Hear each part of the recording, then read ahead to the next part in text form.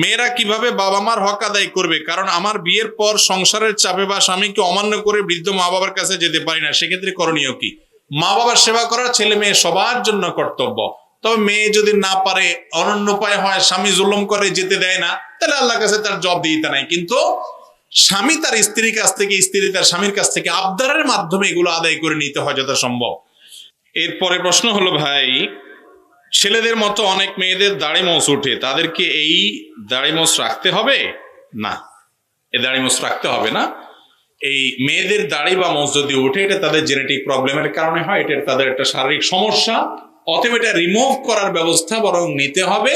এটা তারা তুলে ফেলবে। এটা তুলে ফেললে, পুরুষ যেরকম দাড়ি তুলে ফেললে গুনাহ হয়, এটা তাদের গুনাহ হবে না, বরং সেটাই নির্দেশিত। সাধারণত আমাদের দেশে মেয়েদের যদি কারো দাড়ি উঠে, 2, 4টা 5টা হয়তো উঠে, মোছ হয়তো অনেক বেশি উঠে, এত বেশি যদি উঠে পুরুষের সাথে সাদৃশ্য হয়ে যায়, বরং সেটা রিমুভ করার ব্যবস্থাই করতে হবে।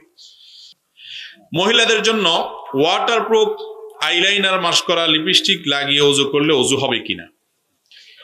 যদি এরকম কোন লিপস্টিক থাকে যে লিপস্টিক ওয়াটারপ্রুফ, অর্থাৎ যেটা লাগানোর ফলে উপর দিয়ে পানি চলে যায়, আমাদের ত্বকে পৌঁছায় না, এরকম যদি থাকে, এই যে আইলাইনার, যে আপনার লিপস্টিকের কথা বলা হলো, সেই লিপস্টিক এইভাবে ওয়াটারপ্রুফ কিনা আমি জানি না। যদি এরকম থাকে, বিশেষজ্ঞদের থেকে জেনে নেবেন যে এটাতে আদৌ পানি পৌঁছায় কিনা। যদি না পৌঁছায়, তাহলে এটা ব্যবহার করা যাবে, ঠিক আছে, কিন্তু ওযুর আগে এটাকে রিমুভ করে, দূর করে ওযু করতে হবে।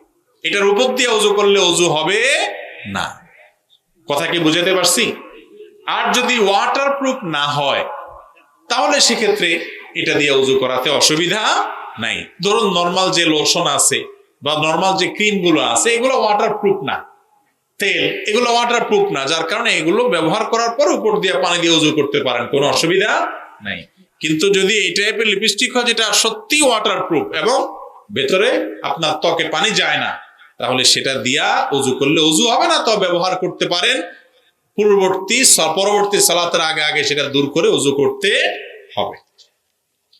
আমি বর্তমানে এখন 5 ওয়াক্ত নামাজ পড়ে ইসলামের নিয়ম অনুসারে চলার চেষ্টা করছি, কিন্তু অতীতে আমি যে গীবত করেছি এর জন্য আমাকে বর্তমানে কি করা উচিত?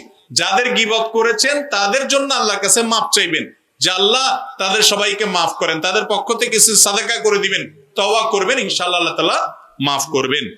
7 দিনের পরে আকিকা করা যাবে কি না? 7 দিনের পরে আকিকা করার বিষয়ে উলামা ইকরামের 2টি মত আছে।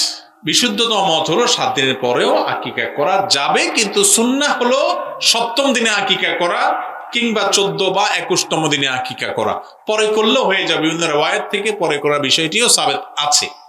কিন্তু সুন্নাহ হলো কি 7ম দিনে, জন্মের 7ম দিনে, কিংবা 14তম দিনে, কিংবা 21তম দিনে করা।